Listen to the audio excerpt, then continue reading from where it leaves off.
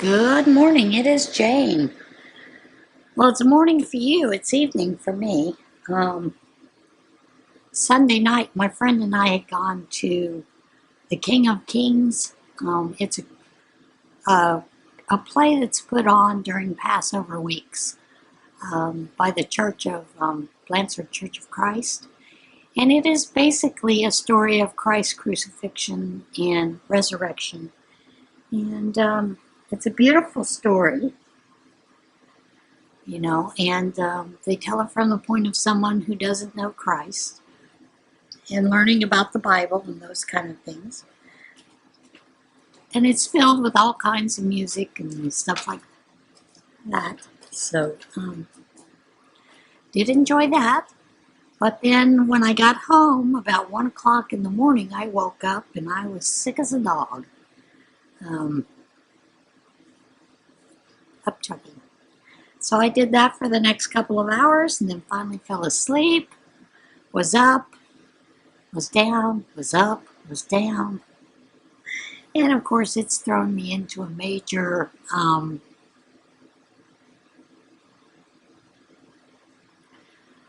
flare-up. So that's why you see the hair the way it is. I'm not going to fight with it. But I thought I would show you a few things that I have been working on. A couple of things that I've accomplished. I have been working on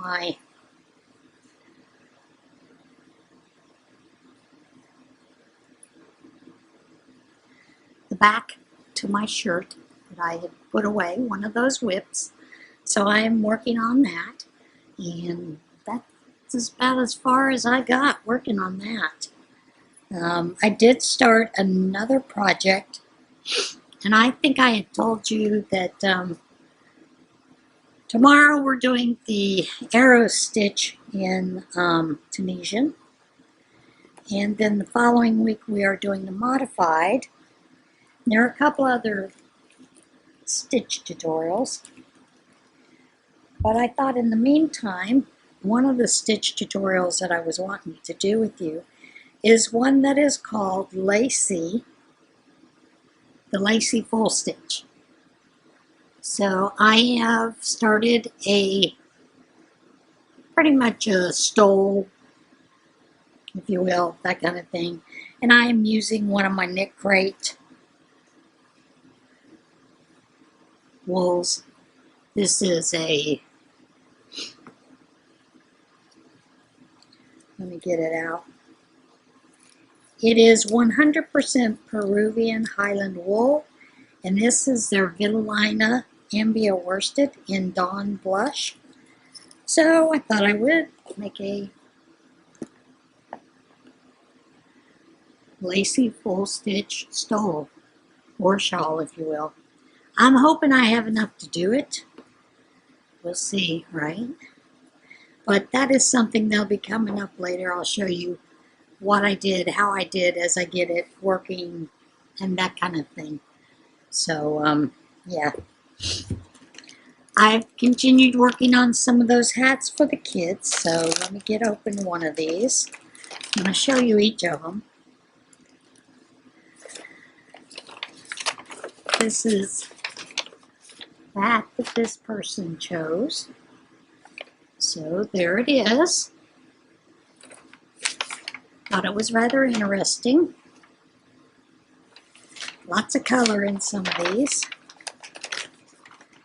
So yeah, there's one.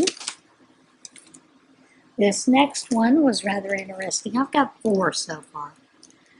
But I'm going to show you some of the other pictures so you can laugh at them with me. And of course, this is another one that was done. And there is the color. I think you're seeing the San Andreas fault there. So there that is in that glory.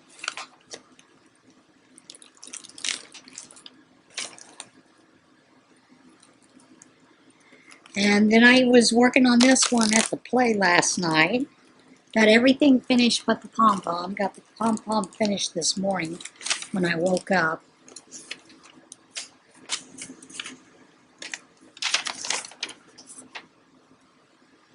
And so there's that one with the brown and all those lovely colors.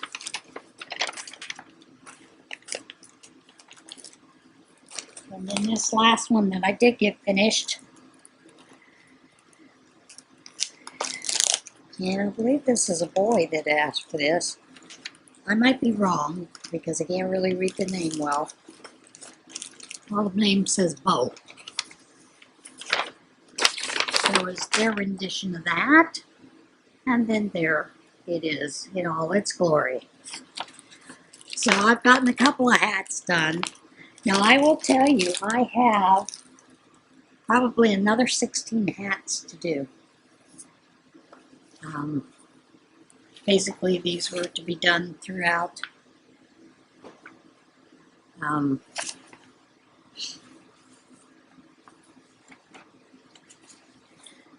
month of May. I'm not real sure what this person's wanting. I think they're wanting some color work. Here's another one that might be a little challenging. Again, color work. Not sure how I will do that pom-pom.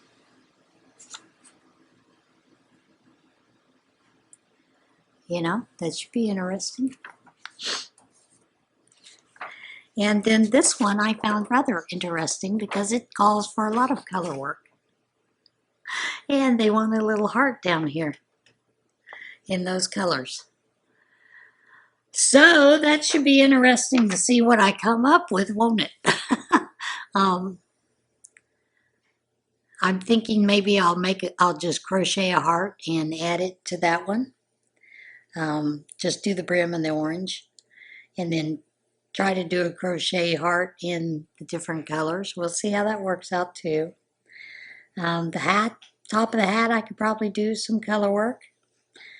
Got to figure out how to break those stitches down, so that should be interesting. And that kind of pumpkin-y yellow, I'm not sure if I even have any yarn that color. Now, hang on. I did get another finished item, and that was that shawl, the three.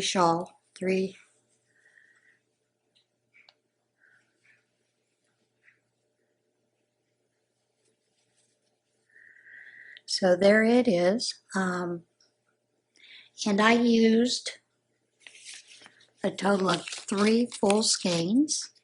As you can see, Izzy is a bit of a chewer. But I used 3 full skeins of that stone wash in deep violet. And then I needed just a little bit to go around the bottom with that scalloped edge. So there, that is finished and ready to go out. So yeah, that was a lot of fun making that. Excuse me folks, sorry about that. I am pulling some yarn for the one that I'm doing that is the granny square, so I can teach you how to do that one. But I don't know what I'm going to use for the yarn. I have a couple of choices. Thought maybe mix it up with some colors and do a mandala. Then I thought, no, I'll use a plain color. I don't know what I'm going to do. So I'm trying to determine what I am going to do there. So, are you ready for a little Watty and Tarnation? Here we go. Mall demolition crew finds time capsule in South Carolina. Demolition crews tearing down a South Carolina mall found a time capsule that is due to be opened in 2033. Forest Acre city officials said the demolition crew tearing down the Richmond Mall found a time capsule that was buried when the mall was first opened in 2000. Writing on the time capsule states it's due to be opened January the 20th, 2033. The mall, which had its last remaining store closed in September of 2023, is being torn down to make way for a mixed-use development that includes retail space, a brewery, and a city park. City Councilman Stephen Oliver said on social media that the time capsule will be reburied in the park once it is completed and will remain on the earth until its scheduled opening. North Carolina officials warn residents there could be bears under their homes. You know, we had the story about the bear crawling into the space underneath the house. And that's what they're seeing. They're finding wildlife officials in North Carolina are warning residents to beware of an unusual potential household hazard. Bears waking up under the house. Justin McVeigh, a district wildlife biologist with the North Carolina Wildlife Resources Commission, said officials have noticed an uptick in recent years of bears making their winter homes under houses and decks. When people think of dens, they always think of caves. That's not really the case. He said bear dens are sometimes found in crawl spaces and backyard brush piles. When I started here 12 years ago, I might have gotten 1 or 2 calls about it, but now we're probably up to 10 to 15 cases of it.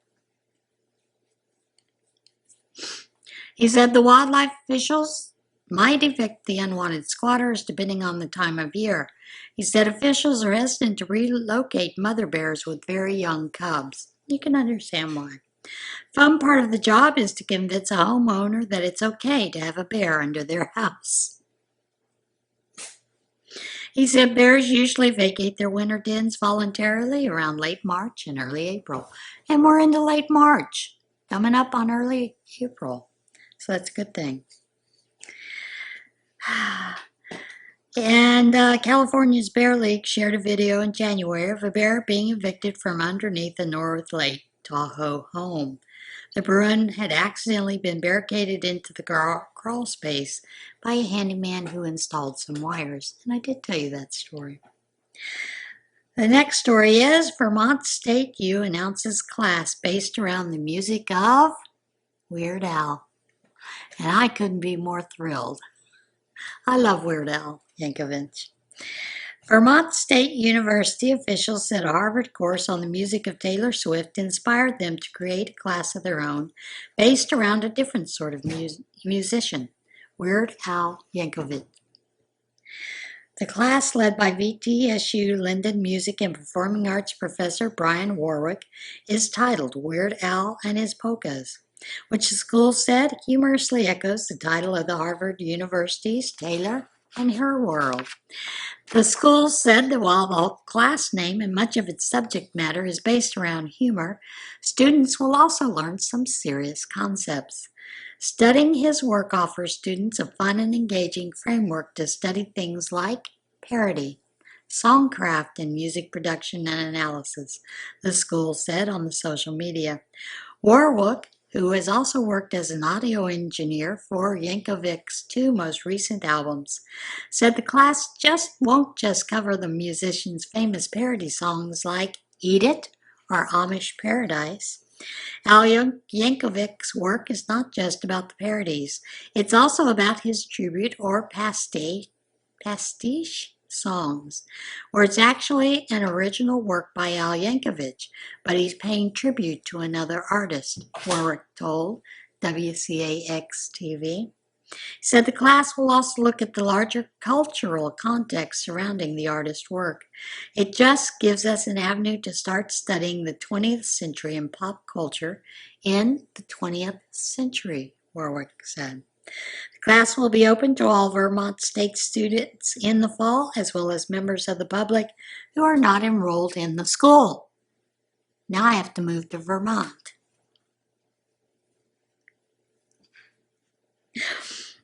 New York woman's missing wallet found in a mound of trash. Sanitation workers helped a New York woman search through a mound of trash to find her lost wallet. The New York City's Department of Sanitation posted a photo to social media showing the truckload of trash that concealed the Staten Island woman's missing wallet. After calling us, we were able to hold the truck for searching, the post said. The woman arrived at the scene and joined sanitation workers digging through the garbage. Anyway, had changed the battery. The woman arrived at the scene and joined sanitation workers in digging through the garbage heap to find the needle in the haystack. The department shared a second photo showing the woman reunited with her missing wallet. Parrot back home after fending off hawks for 2 days in a Texas tree. This is a great story. A Texas man's pet parrot is home safe after being stranded for 2 days in a high tree and fending off attacks from hungry hawks. Giulio Ferrari said his 15-year-old Catalina macaw, named Samba, became spooked by a gust of wind during a photo shoot on Sunday in Louisville and made his way into a 40-foot tree with vertical branches. Firefighters attempted to use ladders to reach Samba, but he fled to higher branches, Ferrari said. Ferrari said Samba was able to fend off multiple hawk attacks on Monday, which left the bird exhausted. Said the parrot was found to have moved Tuesday to a tree with the horizontal branches lowered to the ground. Ferrari borrowed a bag of chips from CBS News Texas reporter Caroline Vandergriff, who was on scene covering Samba's plight, and the sound of rustling snack bag caused Samba to fly down to his owner's waiting arms. It's a great story. Wait till you watch the video. It's like my soul has re-entered my body. When this happened, my soul left my body for 3 days, Ferrari told NBC DFW. I haven't been sleeping well. I haven't been eating. It's been tough. I'm exhausted and physically and mentally exhausted. Ferrari said he celebrated his reunion with Samba by taking the bird out for his favorite treat, mango gelato. Samba, who was previously escaped for a 3-day adventure that made headlines in 2012, was examined by a veterinarian and is now resting from his ordeal at home. And that is it for the What in Tarnation. I will tell you, my kitty cats were so worried about me. I'm sure they were worried I wasn't going to get up and feed them. They brought me toys to bed. They brought toys to bed with me. And of course now they're out here. They found a little roll of washi tape and they're chomping on it. So hopefully it isn't one of my favorite washi tapes and I toss it away. So anyway, that is it for this podcast. Let me get the devotional. But I did want to tell you also, that stalker, that scammer who had portrayed Mike Hunch, however you want to pronounce his name, is now claiming to be a bunch of other scammers. So I want to make you guys aware of this. One of his newest scams is that he is claiming to be James Nelson, an orthopedic surgeon. But he's constantly pestering me, trying to talk to me on any social media that I have. This last time when I was talking with him, he because being a public person, as in having a public podcast, I talk to a lot of people, and sometimes I don't know who they are. Sometimes I have a clue. I kind of wondered about this one. I didn't friend him on Facebook, but he contacted me through another social media, and I had just simply asked, do I know you? He said, well, I know you. You dated my brother Mike Hunch. You betrayed him. Then he tried to tell me that I killed my husband. Then he said that my husband had borrowed $500 from him before he died. And then he claims to have pictures of me nude and was going to post them all over social media. So I just want to warn you about scammers. They will use any avenue to try to get money from you. Now, this last time, I did screenshot everything and then filed a report with the FBI. And I'm pretty positive he's that fellow in Nigeria, that claimed that he loved me and all this other stuff. So anyway, there's hope that eventually, some law enforcement or something will catch up with them, or who knows? Whatever will happen. Anyway, I was telling you about the kitty cats bringing toys in. And of course, Izzy has this thing where she rocks along my side. I sleep on my side. So she'll walk along my side and then sniff my ear. Then she will lay down on my shoulder, on my hip, on my leg, wherever. Cozy up to go to sleep. Well, when you're in a full fibro flare-up, that hurts. So it shocked her because she was walking along my hip there, and I cried out in pain because that's where a lot of those test sites are, where they check you to see if you do have fibromyalgia because they're trigger points. So I cried out and scared her. But then I got her calmed down, and she realized, okay, Mama's not having a good day, so she just curled up next to me to take a little cat nap with me this afternoon. So that was nice. All right, now for the devotional. This one comes from Promises from God's Heart. This is a book that I believe I picked up at probably Ollie's. I pick up a lot of books from Ollie's that are devotionals, those kind of things. Promises from God's Heart for your future. For I know the plans I have for you, declares the Lord, plans to prosper you and not to harm you, plans to give you hope and a future. Jeremiah 29:11. And I'm going to claim that. Then there is, Lord, you are my portion and my cup of blessing. You hold my future. The boundary lines have fallen for me in pleasant places. Indeed, I have a beautiful inheritance. Psalm 16, 3-6. Don't be envious of sinful people. Let reverence for the Lord be the concern of your life.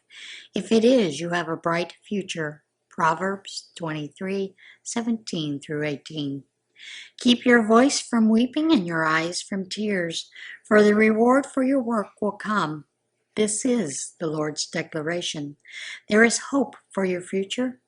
This is the Lord's declaration. Jeremiah 31:16-17. Honey whets the appetite, and so does wisdom. When you enjoy becoming wise, there is hope for you. A bright future lies ahead. Proverbs 24:14. Come now, you who say, today or tomorrow we will travel to such and such a city and spend a year there and do business and make a profit. You don't even know what tomorrow will bring, what your life will be. For you are like smoke that appears for a little while, then vanishes. Instead, you should say, if the Lord wills, we will live and do this or that. James 4:13-15. Ask me, and I will make the nations your inheritance, the ends of the earth your possession. Psalm 2, verse 8. And that is it for today's video. I hope you enjoyed it. I'll see you again tomorrow for Tarnation Tuesday. I do have another Healthier You coming up. We're going to talk a little bit about insulin resistance. And, of course, shout-outs. Got some more shout-outs coming up, as always. I find it amazing how many there are. And, of course, I'm doing other channels as well, not just crochet and knit. I'm doing a couple of dumpster divers. Ronan kind of talked me into that because he loves watching the dumpster diver videos. And a couple of sewing videos and some other things that I thought you might find interesting. I also thought about including some of these to talk about money, as in how to create a business, or even just wise spending of money. So, I've done a couple of the frugal sites and recipe sites, so we'll be adding some more of those in there as we go. All right, you guys, hope you enjoyed all of it, and I'll see you again later. Bye.